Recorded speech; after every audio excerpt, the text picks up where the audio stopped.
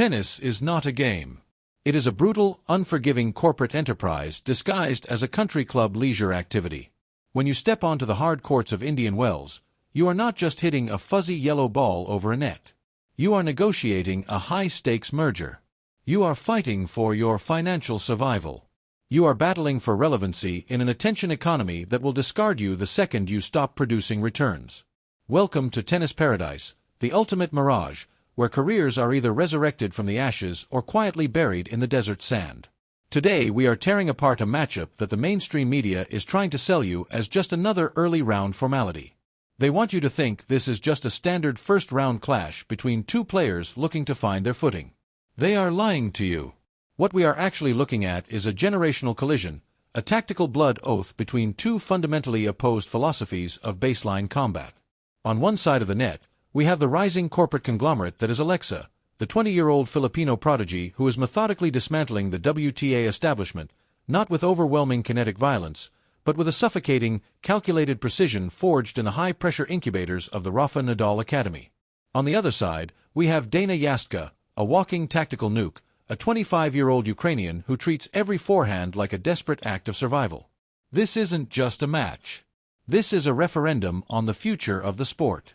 This is about leverage. This is about who gets to sit at the table with the billionaire sponsors and who gets relegated to the Challenger Tour scrap heap. Let's talk about momentum because in the ruthless economy of professional tennis, momentum is the only currency that actually matters. Eala isn't just showing up to Indian Wells hoping for a lucky draw. She is arriving with the swagger of a hostile takeover artist who just liquidated two of her biggest competitors in the global market. Riding a wave of momentum. The 20-year-old Filipina is coming off a strong Middle East swing, reaching the quarterfinals in both Abu Dhabi. Those quarterfinals in Abu Dhabi and Dubai weren't just cute little runs. They were massive financial statements, massive injections of ranking points and prize money that act as operational capital, pushing her up to world number 32 and securing her a first-round bye at a WTA 1000 event.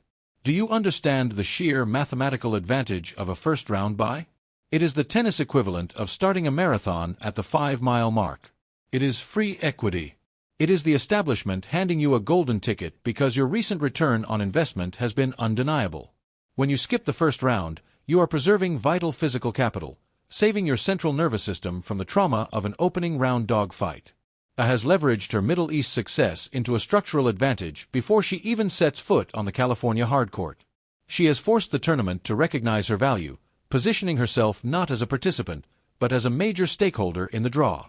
But the brutal reality of the WTA Tour is that success only buys you a slightly more terrifying set of problems.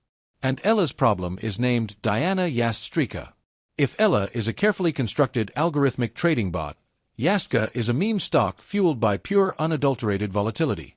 The mainstream analysts will talk about Yastremska's aggressive style, but that is a pathetic sanitized understatement. Singles champion. The 25-year-old Ukrainian is known for her aggressive style, big serves, powerful ground strokes, and a game. She does not play tennis to construct points. She plays tennis to end them as violently and abruptly as legally possible. This is a woman who has tasted the rarefied air of the top 25. A former world number 21 who knows exactly what it feels like to have the entire sport in the palm of her hand only to watch it slip away into the abyss. You think she cares about Eala's recent momentum? Yastremska is a three-time champion who made a stunning run to the Australian Open semi-finals in 2024 as a qualifier. A qualifier? Do you know the psychological fortitude required to navigate the mud and blood of the qualifying draw and then casually stroll into the second week of a Grand Slam? It requires a level of predatory instinct that cannot be taught in any academy. Yastremska is dangerous because she is desperate. She is fighting to reclaim her lost equity. Fighting to prove that her power game is still relevant in an era increasingly dominated by baseline counterpunchers and athletic freaks. But here is the catastrophic flaw in Yastremska's business model. Her entire game is built on low-margin, high-risk assets, big serves, powerful ground strokes, dictating points at all costs.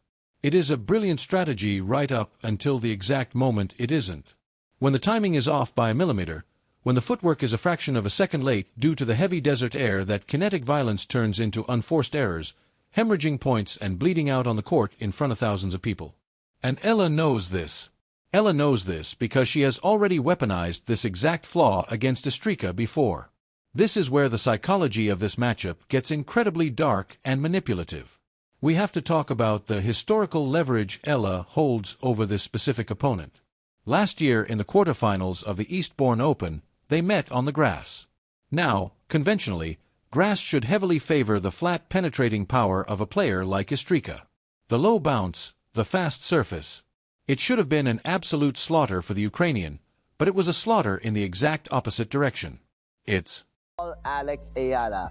The Filipina dominated that match 6-1, 6-2 on her way to a runner-up finish. She humiliated her. 6-1, 62. That is not a victory. That is a complete and total liquidation of the opponent's tactical portfolio. You do not forget a beatdown like that. You carry it with you into the locker room, onto the practice court, and into your nightmares. When Yastremska looks across the net at Indian Wells, she is not just seeing a 20-year-old rising star. She is seeing the ghost of her own tactical failures. She is seeing the player who exposed her one-dimensional power game to the entire global media apparatus. This historical trauma creates a massive psychological tax on Yastremska before the first ball is even tossed.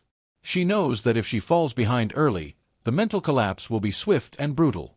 Ella owns real estate in Yastremska's head, and at this elite level, psychological dominance is worth a break of serve in every single set. So, how does Ella replicate that hostile takeover in the California desert? The answer is control. Absolute, suffocating, monopolistic control of the baseline geometry. Ella's business strategy is built on absorbing pace. She is the ultimate physiological shock absorber.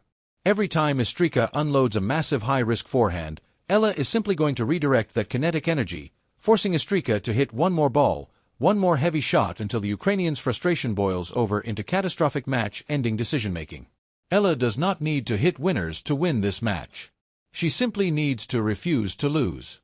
She needs to extend the rallies, turn every single point and refuses to accept the reality of the court geometry. If Ella can neutralize the return games, if she can step into the court and rob Yastremska of the precious milliseconds she desperately needs to set up those massive sweeping ground strokes, the match is functionally over before the umpire even calls time. But why does any of this actually matter to you? Why are we analyzing a round of 64 match with this level of microscopic obsessive intensity? Because of the ultimate prize waiting at the end of the tunnel, this isn't just about advancing to the next round for a few extra ranking points. This is about securing the most lucrative high-visibility matchup in the entire sport right now. The winner of this match could move on to face one of the biggest names in women's tennis, Coco Gauff, in the next round. The winner of this brutal baseline war gets the golden ticket, Coco Gal. Playing Coco Gal in the United States at Indian Wells under the prime time lights is not just a tennis match. It is a massive media event. It is a corporate showcase. It is the kind of match that attracts the eyes of global brands, luxury sponsors, and millions of casual fans whose attention dictates the flow of advertising dollars. For Ella, facing Gauff is the ultimate stress test for her brand equity. It is a golden opportunity to prove that the massive hype surrounding her is real, that she is not just a regional star in Southeast Asia, but a global commodity capable of going toe-to-toe with the current face of American tennis. For Yastremska, a match against Gauff is a desperate chance at redemption. A chance to hijack the mainstream narrative and remind the corporate world that her power is still a force of nature that can rattle even the most elite, heavily sponsored athletes. The stakes could not possibly be higher if they were playing for a literal suitcase of cash. This is why Eala's mission protocol is so ruthlessly clear. She must start strong and establish immediate dominance. She cannot afford to let Yastremska find her rhythm early. Because if the Ukrainian gets comfortable, if she starts dictating the terms of the baseline exchange and finds her strike zone, the power will become an overwhelming avalanche. Ella must immediately establish her control, handle the power with the cold, calculating efficiency of a Wall Street corporate raider, and keep her momentum accelerating until the final bell rings. In tennis paradise, there is no room for hesitation, no room for empathy. There is only leverage, execution, and the brutal reality of the scoreboard glaring down at you. You either make a statement or you become a forgotten footnote in someone else's success story. And let me tell you something about the geopolitical and national weight sitting squarely on Alex Eala's shoulders. It is unlike anything else in the sport today. When Coco Gal plays, she has the backing of the American tennis machine, a system built on decades of dominance, endless resources, and a massive safety net.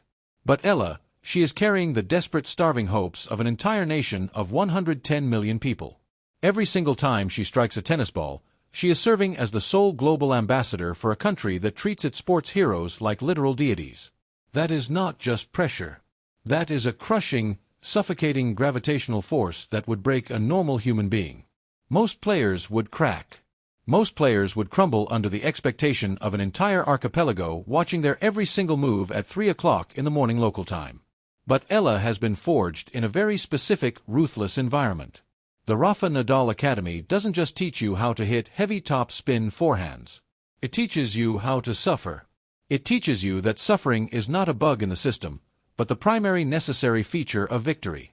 It teaches you how to weaponize your own endurance to look across the net at your opponent and silently communicate that you are willing to die for every single point. The strategic implications of this specific matchup cannot be overstated when you analyze the broader macroeconomic landscape of the WTA Tour. Right now, we are living in an era where the old guard is rapidly deteriorating and the resulting power vacuum is creating a hyperco-competitive, deeply unstable marketplace for ranking points and sponsorship dollars. Every single match at a WTA 1000 event is effectively a boardroom negotiation for future market dominance. When Alex Eala steps onto that court, she is not just an athlete in a skirt. She is the CEO of a rapidly scaling enterprise looking to acquire new assets. Her equity is her baseline consistency. Her proprietary technology is her ability to read the rotational spin of a tennis ball and calculate the optimal geometric response in a fraction of a second under immense physical duress. This is advanced algorithmic processing executed flawlessly through human biomechanics. Irisa represents the game. It burns massive amounts of energy. It is highly prone to catastrophic systemic failures when forced to operate outside of its established comfort zone. Eala's entire objective from the first serve is to drag Yastremska into the deep dark waters of tactical discomfort.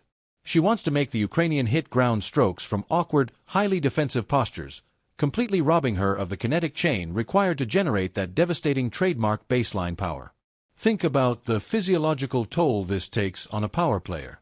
When you are constantly forced to hit extra balls, when your primary weapon is continuously neutralized and sent back to you with interest, it creates a massive compounding psychological debt. By the middle of the second set, that debt becomes due with a vengeance. The legs get heavier. The backswing gets a little bit tighter. The decision-making algorithms in the brain start to glitch and fail, prioritizing immediate escape over strategic point construction. That is exactly when the unforced errors begin to cascade in a downward spiral. That is when the hostile takeover becomes a mathematical reality. The mainstream media will call it a grind. The casual fans might complain about the lack of flashy winners, but true operators, the people who actually understand the ruthless business of professional sports, will recognize it for what it is. Absolute cold-blooded tactical genius designed to maximize returns while minimizing risk. The path to the Coco Gauff match is paved with the shattered egos of players who mistakenly thought power alone was enough to survive at this level. Alex Eala is about to demonstrate on a massive global stage exactly why the future of this sport belongs exclusively to the brilliant, the resilient, and the utterly ruthless. This is the new world order of tennis.